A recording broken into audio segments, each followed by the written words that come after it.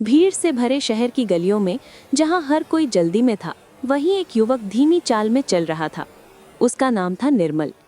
चेहरे पर थकान थी, आंखों में खालीपन। जिंदगी उसके सामने थी, पर वो हर कदम पीछे ले रहा था। वो हर काम को कल पर टाल देता था। अभी तो समय है, थोड़ा और सोच लूं, अगले महीने शुरू करूंगा। और इसी सोच के बीच वक्त धीरे धीरे उसकी उंगलियों से फिसल गया।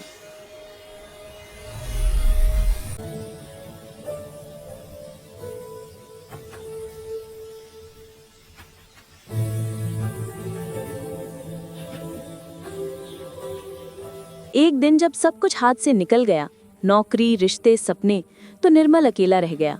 वो एक बारिश की एक शाम थी। सड़क किनारे एक पुराना बरगद का पेड़ था। निर्मल वहीं बैठा, भीगी मिट्टी में हाथ डालकर सोच रहा था, क्यों नहीं किया मैंने जब मौका था। आंखों में आंसू थे और दिल में एक दर्दनाक सवाल, क्या अब देर हो चुकी है। तभी वहां से एक बौद्ध भिक्षु गुजरे। उनके चेहरे पर शांति थी, आंखों में स्थिरता। उन्होंने निर्मल को देखा और पास आकर बोले, बेटा, इतने उदास क्यों हो। निर्मल ने जवाब दिया, सब कुछ खो दिया, अब कुछ नहीं बचा। भिक्षु मुस्कुराए और बोले, क्या तुम जानना चाहते हो कि समय कहाँ गया। निर्मल ने सिर उठाया और धीरे से बोला, हाँ। भिक्षु बोले, एक बार एक गांव में एक युवक रहता था।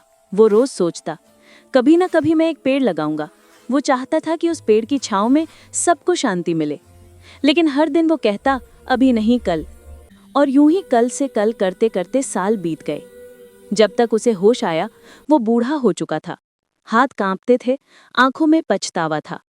एक दिन एक संत उसके पास आए और बोले, क्यों दुखी हो।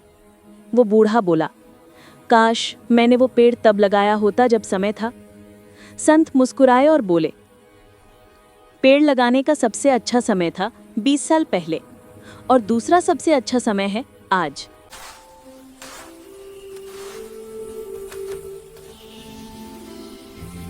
निर्मल लंबे समय तक चुप रहा। बारिश अब थम चुकी थी। आसमान में हल्की धूप झांक रही थी। उसने ऊपर देखा, वही बरगद का पेड़ उसे जैसे बोल रहा था, अगर किसी और ने भी कहा होता कि कल लगाऊंगा, तो आज मैं यहाँ नहीं होता।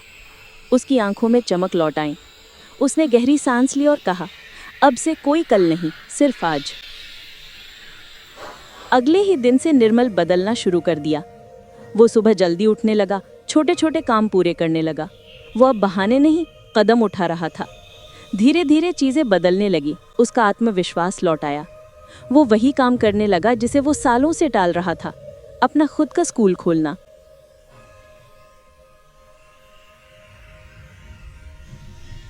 कई साल बाद निर्मल अब एक सफल शिक्षक था। वो अपने छात्रों को रोज यही सिखाता कि शुरुआत के लिए सही वक्त कभी नहीं आता। सही वक्त वही होता है जब तुम फैसला लेते हो। हर रविवार निर्मल बच्चों को उसी बरगद के पेड़ के नीचे ले जाता जहां वो कभी बारिश में बैठा था। वो उन्हें कहानी सुनाता। ये पेड़ जिसे किसी ने सालों पहले लगाया, आज मुझे सिखाता है कि जो आज बोया जाता है वही कल फल देता है। बच्चे उसकी बात ध्यान से सुनते और हर कोई अपने मन में एक बीज बोता, आज से शुरू करूंगा। सालों बाद जब निर्मल के बाल सफेद हो चुके थे, वो उसी बरगद के नीचे बैठा था। आंखें बंद थीं, पर चेहरे पर संतोष था। उसने धीरे से कहा, भगवान धन्यवाद, तूने मुझे सिखाया कि देर कभी नहीं होती, बस शुरुआत करनी होती है। जिंदगी हमें हर दिन एक नया मौका देती है। फर्क सिर्फ इतना है, कुछ लोग उसे आज पकड़ लेते हैं और कुछ कल का इंतजार करते रहते हैं। बहुत समय पहले हिमालय की तलहटी में बसे एक छोटे से गांव में एक साधारण सा किसान रहता था, हरिदास। वो दिन भर खेतों में मेहनत करता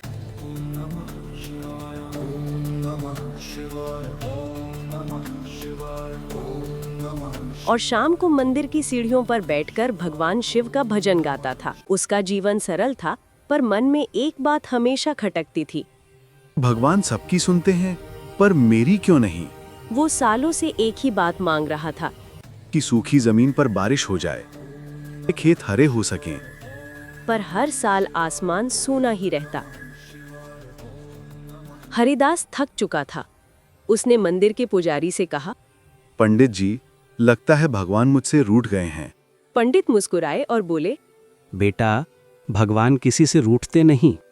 कभी कभी वो हमें परखते हैं ताकि हमें हमारी असली ताकत दिखा सकें। हरिदास ने सिर झुका लिया, पर मन में सवाल अब भी बाकी था। एक रात तेज हवाएं चलने लगीं। बादलों की गर्जना और बिजली की चमक से पूरा गांव डर गया। लोग अपने घरों में बंद हो गए, लेकिन हरिदास बाहर ही था, अपने खेतों में। वो आसमान की ओर देखता हुआ बोला, हे भगवान, अगर आज भी तू बरसा नहीं तो मैं मान लूंगा कि तू मुझे भूल गया है। इतना कहकर वो मिट्टी पर बैठ गया। आंखों में आंसू थे, पर दिल में अब भी एक छोटी सी आशा की लौ जल रही थी। कुछ देर बाद आसमान में बिजली चमकी और अचानक तेज बारिश शुरू हो गई। पहले बूंदें छोटी थीं, फिर धीरे धीरे मूसलाधार पानी बरसने लगा। हरिदास ने हाथ आसमान की ओर उठाए। बारिश उसके चेहरे को भिगो रही थी। वो हंसने लगा, रोने लगा और बार बार कहने लगा, तूने मेरी सुन ली प्रभु, तूने मेरी सुन ली।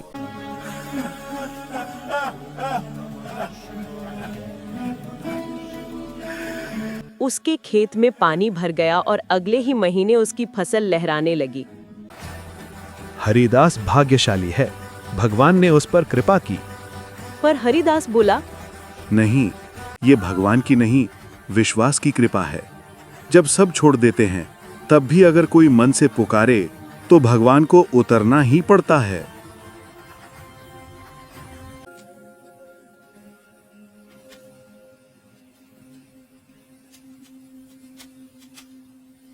कुछ महीनों बाद गांव में अकाल पड़ा।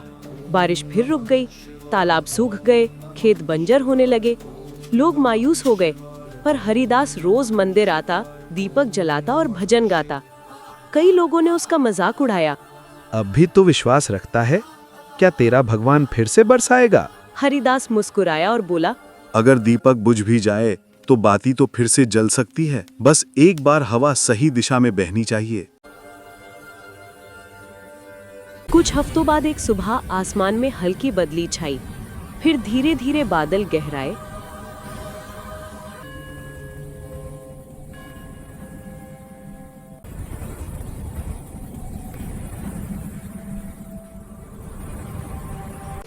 और वही हुआ जिसका सबको इंतजार था, बारिश।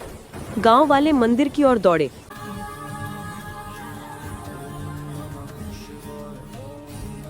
सब हरिदास के पैर छूने लगे और बोले, तेरे विश्वास ने हमें बचा लिया। हरिदास मुस्कुराया और बोला, नहीं भाइयों, मुझे नहीं, विश्वास को प्रणाम करो। क्योंकि जब इंसान हार मान लेता है तो भगवान भी उसकी मदद नहीं कर सकते।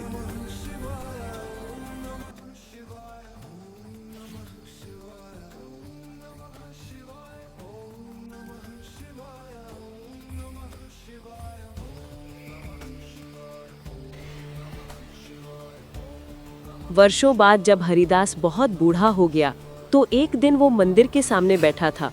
उसकी आंखें बंद थी, पर चेहरे पर शांति थी। लोगों ने पूछा, बाबा, अब भी भगवान से कुछ मांगते हैं?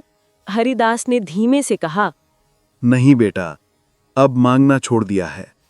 अब तो सिर्फ धन्यवाद करता हूं, क्योंकि अब समझ गया हूं, भगवान हमेशा वही देते हैं जो हमें जरूरत होती है, ना कि जो हम चाहते हैं। इतना कहकर वो मुस्कुराया और मंदिर की घंटी अपने आप बजने लगी, जैसे खुद भगवान उसकी बात का उत्तर दे रहे हों। विश्वास वो दीपक है जो अंधेरे में भी जलता रहता है। जो इंसान खुद पर और ईश्वर पर भरोसा रखता है, उसके जीवन में कभी अंधेरा स्थायी नहीं रहता। अगर आपको ये कहानी पसंद आए तो लाइक, कमेंट और सब्सक्राइब करना न भूलें, ताकि आपको ऐसी ही प्रेरक कहानियाँ रोज मिलती रहें।